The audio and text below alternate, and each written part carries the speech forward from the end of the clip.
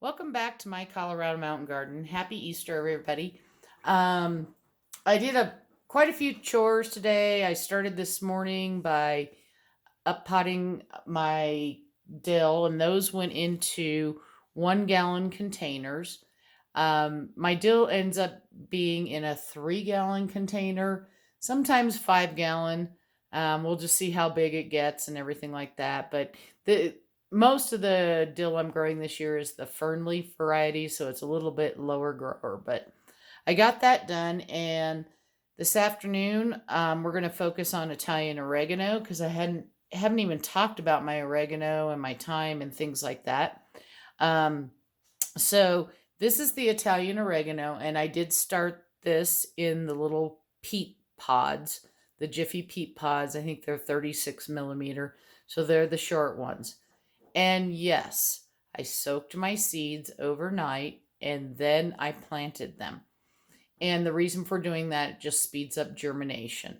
So I didn't do a video on that, but I just want to let you know that that's what I did. And I overseed all of my herbs. Um, there's those people out there that have told me I shouldn't do that, but the proof is in the pudding, and I think my plant looks pretty good. Um, from those little peat pods, I planted two of them in this container here, and I pulled them across, so one was on this corner, one was on the opposite corner, but I still left some room around the edges and everything like that. And as you can see, I'm just going to hold this above. That was filled.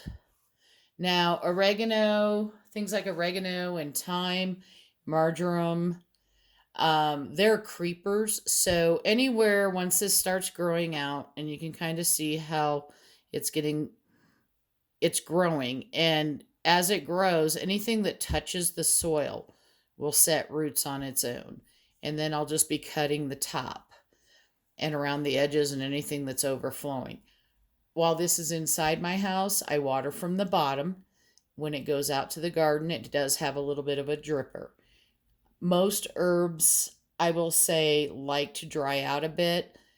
Dill's a little bit picky. If it's in a hotter place, like it's going to be in my greenhouse versus the oregano, which will be in my hoop house, um, it likes to be a little more wet.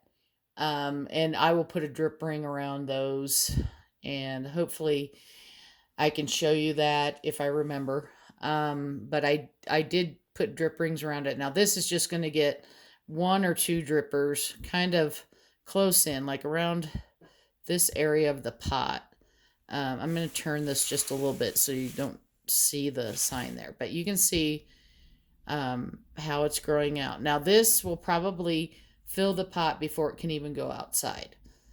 And I may even have to prune it if it starts getting tall. Anytime you start seeing any signs of blooms or anything like that forming, now it's going to be concentrating on doing its roots.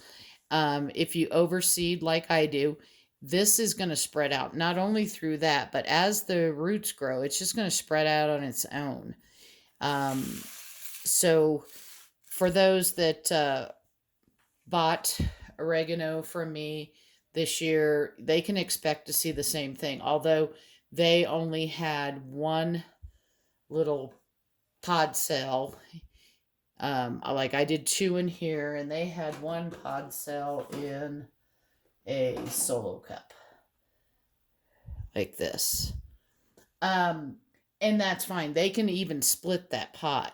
I would split it when it's a little younger. So if you just have picked up your herbs or are about to pick up your herbs, you want to just go ahead and split it. If you want to, you don't have to. What else can I tell you about oregano? Oregano will grow all year long. I get so much oregano. We use much of it fresh. I freeze some. A lot of it I dry. And I prefer just going out if I'm going to use fresh and cutting it off fresh, however much I need. And if you guys have been going to the grocery store and looking at herb prices for just a tiny bit of oregano, I mean, it might be a little bit longer than this, but just a tiny bunch. It's almost $4. So, one good oregano plant, depending on how big your family is, how big of meals, how much you use it, is going to be fine. I grow 2 of each type. And that's just because I use it for other stuff. Uh, you know, Drying and everything like that. Not everybody dries it, but why buy the bottled oregano when you can grow it in your garden? Um, Again, I grow mine in pots. You can grow them in smaller containers, but you just have to watch the smaller containers. They can dry out if you go on vacation. Uh, that's that's the long end and the short end of it. It's just like, making sure either somebody's taking care of it or you put it in a place where it's not going to dry out. And that could be bringing it in and sticking it on your counter while you're gone in a tray or something like that and putting a little bit of water in.